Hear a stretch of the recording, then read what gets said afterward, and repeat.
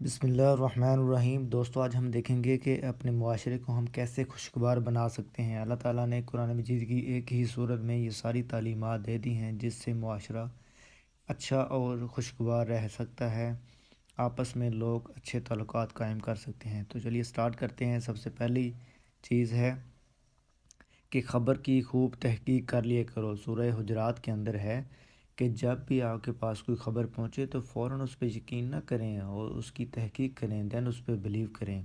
اگر آپ فوراً یقین کر لیتے ہیں اور نتیجتاً وہ کوئی فیک نیوز ہوتی ہے تو اس کے نتائج بڑے سنگین نکلتے ہیں، آپ کے اپنے دوستوں کے ساتھ، فیملی کے ساتھ تعلقات خراب ہو جاتے ہیں، کیونکہ جیسی بات آپ نے سنی ہوتی ہے ویسی وہ نکلتی نہیں ہے، تو آپ کسی کے بارے میں غلط رائے قائم کر لیتے ہیں اپنے دوست کے، فیملی کے، تو نتائج جو ہے سنگین ہوتے ہیں۔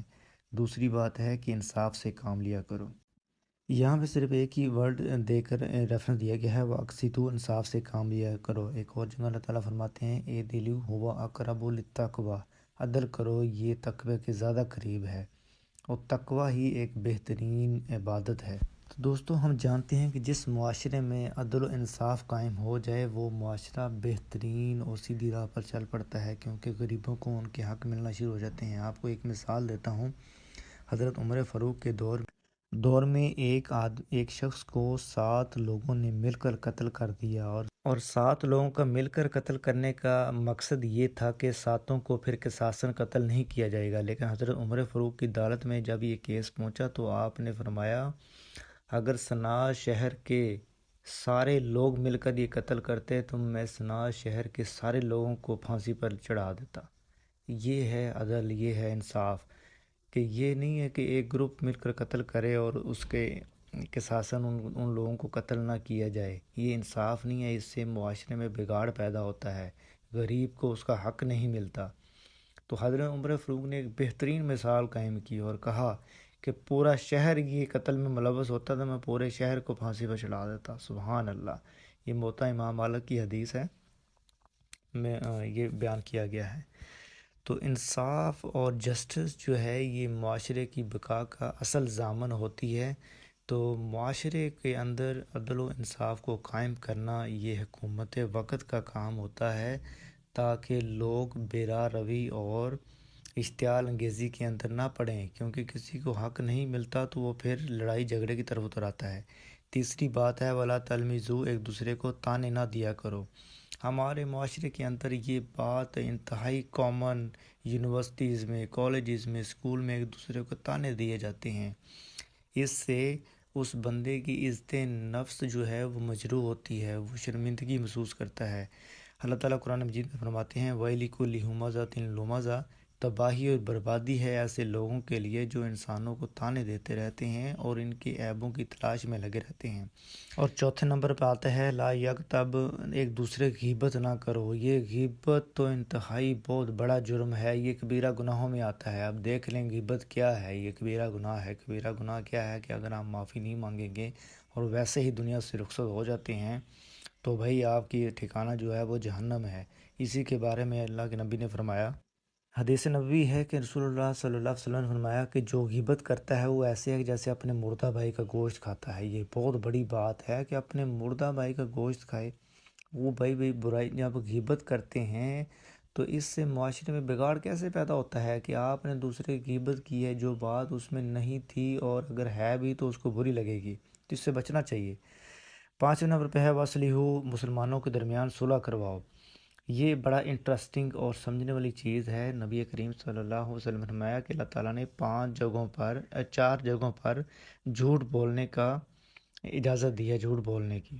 تو ان 4 جگہوں پر جھوٹ بولنے کے لیے میں سے ایک ہے جب آپ نے صلح کروانی ہو تو آپ دونوں فریقین کے درمیان جھوٹ سے کام لے سکتے ہیں، کہ ایک گروپ کے پاس جائیں اور کہیں کہ وہ تو آپ کے بارے میں بڑا اچھا سوچ رہا تھا، وہ سوچتا ہے۔ دوسرے گروپ کے پاس جائیں تو پھر کہیں کہ وہ پہلا گروپ تو آپ کے بارے میں بڑی اچھی باتیں کرتا ہے، اس کے پاس وہ آپ کے لیے بڑے اچھے وچار ہیں، تو آپ ہمیں بیچ میں جھگڑ رہے ہیں۔ تو یہاں آپ جھوٹ بول سکتے ہیں، اس میں کوئی گناہ نہیں ہے۔ باقی جو 3 جگہیں ہیں اس میں میاں اور بیوی آپس میں جھوٹ بول سکتے ہیں، یعنی کہ خاوند اپنی بیوی سے جھوٹ بول سکتا ہے کہ آپ نے مجھے وہ کام کہا تھا، وہ چیز لانا میں بھول گیا، حالانکہ وہ اس کو یاد تھا، وہاں پہ بھی یہ جائز ہے۔ تو ایک دو اور جگہیں ابھی مجھے یاد نہیں ہیں۔ اب نیکسٹ چیز ہے لا یسخر، ایک دوسرے کا مذاق نہ اڑاؤ۔ مذاق اڑانا یہ تو ہمارے معاشرے کے اندر انتہائی مطلب کامن ہو چکا ہے، کیونکہ آپ ڈرامے دیکھتے ہیں، اسٹریٹ ڈراموں نے حد کر دی ہے۔ مذاق اڑانے سے بھی ایک دوسرے کی عزت مجروح ہوتی ہے، تو اس سے بچنا چاہیے۔ مذاق اڑانے کے حوالے سے میں آپ کو ایک حدیث سناتا ہوں۔ ایک صحابی رسول تھے، مجھے ان کا ابھی نام نہیں یاد۔ ان کی ٹانگیں بہت ہی باریک تھیں، یعنی کہ ایک سٹک کی ہوتی ہے نا چھڑی، اس طرح کی ٹانگیں تھیں۔ تو صحابہ کرام ان کو دیکھ کے مسکرانے لگے، ہنسنے لگے، مذاق کرنے لگے۔ تو اللہ کے نبی غصے میں آئے اور کہا کہ میرے صحابہ، کہ یہ اس صحابی کی ٹانگیں جنہیں دیکھ کے تم ہنس رہے ہو، یہ روز قیامت ان کی اتنا وزن ہو جائے گا کہ احد پہاڑ سے بھی زیادہ ان کا وزن ہو جائے گا، یہ اتنی ان کی عزت اور ہے۔ تو مطلب یہ تھا کہ مذاق نہیں اڑانا کسی کا۔ نیکسٹ ہے ولا تنابزوا بالالقاب، ایک دوسرے کو برے القاب سے نہ پکارو۔ یہ بھی ہمارے معاشرے کی خرابی ہے بھائی، ایک دوسرے کو غلط نام سے پکاریں گے، او شیدیا، او پھجیا، او ادھر آ میری گل سن۔ تو جب آپ برے القاب سے پکارتے ہیں تو وہ بندہ اپنے آپ کو تھوڑا سا ڈیگریڈ محسوس کرتا ہے، کم تر محسوس کرتا ہے، حالانکہ اللہ تعالیٰ نے انسان کو کم تر نہیں بنایا۔ کم تر کوئی ہے اللہ کے نزدیک تو وہ تقوی کے لحاظ سے ہے۔